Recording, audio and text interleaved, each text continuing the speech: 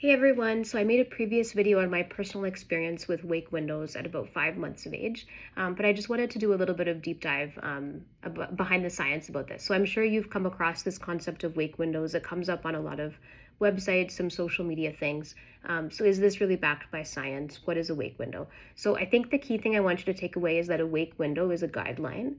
So it can be a useful guideline for how long an infant is typically awake at a certain period of time, but it's not like a precise rule, okay? And it's important to know that wake windows change with age. So what is a wake window? So a wake window basically just defines how long your baby is awake between periods of sleep. So if your baby wakes up at 7 a.m. And then they fall asleep for their first nap at 9 a.m., the wake window is 2 hours in duration. And so it's a useful concept because as the baby gets older, they are capable for staying awake for longer periods of time. So the wake window also gets longer, okay? But like all of the age-based recommendations for almost everything, whether it's wake windows or milestones, they're just a guideline. Like I would just think, yeah, plus or minus for all of those different things. It's not as if there's some magical switch when a baby is like 5 months old that their wake window is suddenly 2 hours. There's also lots of variation. So you really need to individualize this approach to your baby. Now, what actually controls sleep? So there's actually two processes in the body that control sleep. So one is the concept of homeostatic sleep pressure. And this is the idea that basically sleepiness builds up the longer that you are awake. And so after a good sleep, there's dissipation of sleep pressure. And then as you're awake longer, there's this buildup of sleep pressure, okay? So think of it I almost think of it like an Instant Pot, right? There's this gradual buildup of like pressure, and then it kind of reaches a critical threshold. The second system which governs the sleep-wake cycle is the circadian rhythm, which is basically the internal body clock. It's that 24-hour rhythm. And in newborns, the circadian rhythm is immature. There's an pretty even spread of sleep across the day. And then getting closer to around 6 to 8 weeks or so, there's early stages of developing that circadian rhythm as related to things like light exposure, feeding patterns, social interaction, etc. And then 3 to 6 months, there's even more organization of sleep. So really, wake windows are just a way of kind of estimating how that overall sleep system is behaving while taking into account the impact of these two biological systems in the background. So let's talk about like what would be wake windows by age. So just think of these as broad age ranges. Again, you got to personalize this towards your infant. But for newborns up until around 2 months of age, a wake period would be about 45 to 90 minutes. Okay. Now, 2 to 3 months of age, we're thinking about 1 to 2 hours as being a typical wake window. 3 to 4 months is like 75 minutes to 2 hours. 5 to 6 months is going to be 1.5 to 2.5 hours. Between 6 and 8 months, many babies will be awake for like 2 to 3 hours. And then 8 to 10 months, it's often 2.5 to 3.5 hours. And then 10 to 12 months, many babies are awake like 3 to 4 hours, okay? And then those wake periods are gonna keep getting longer. Now, should the first wake period always be shorter?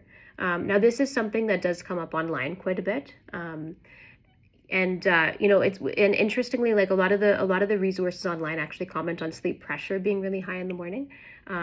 But just to be clear, like after a good night of sleep, once there's basically going to be dissipation of sleep pressure. So you actually have like the least amount of sleep pressure in the morning.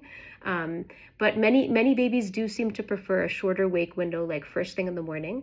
And this might be more so because of how the circadian rhythm is developing, that their 24-hour clock just has a propensity for promoting sleep at that particular time. So there's also other reasons, like if they didn't sleep well at night or whatnot. But it would be reasonable to think that maybe they need to have a nap kind of earlier for their first nap compared to other wake windows. Okay. Yeah. And so the example of like a 5-month-old, so in our particular case, we're about 5 months right now. So my little one wakes up typically at around 8 in the morning. So usually around 10 o'clock seems to be a good time for the first nap. And right now we're napping for about 2 hours, and it feels like our wake windows and our naps are actually both about 2 hours in duration.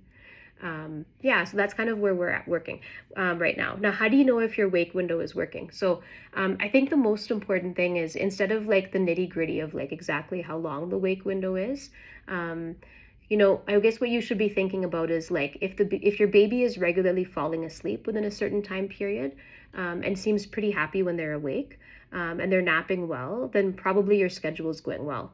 If your baby is fighting the nap for the first 20 to 30 minutes, then maybe the wake window needs to be longer. Like maybe we didn't give them enough time to gain the need for sleep, to build up that sleep pressure. And if they're very, very fussy, or they're falling asleep almost right away, or taking very short naps, they actually might have been awake too long. So that's actually a bit of a mind flip, right? Like the idea that, because you would think, oh, falling asleep instantly, like, oh, that's a good thing. That was an appropriately timed wake window, right? But no, like if they're that sleepy, then maybe they've actually been awake too long, right?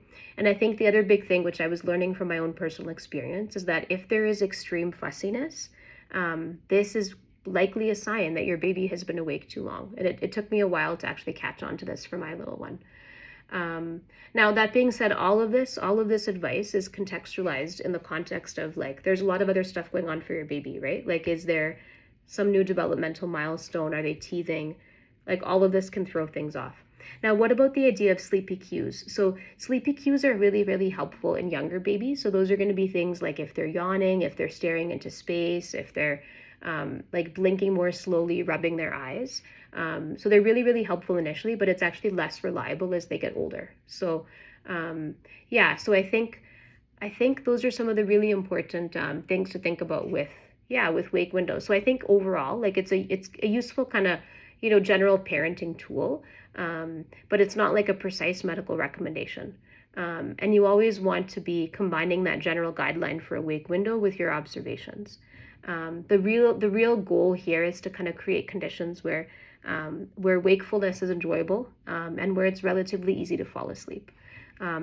As always, please don't take these videos as medical advice. These are just some guidelines, my experience. Please do make sure you chat with your pediatrician if you have any specific medical questions. I'd love to hear how your experience of sleep is going. Let me know what your questions are. Let me know what your experience is. Signing off.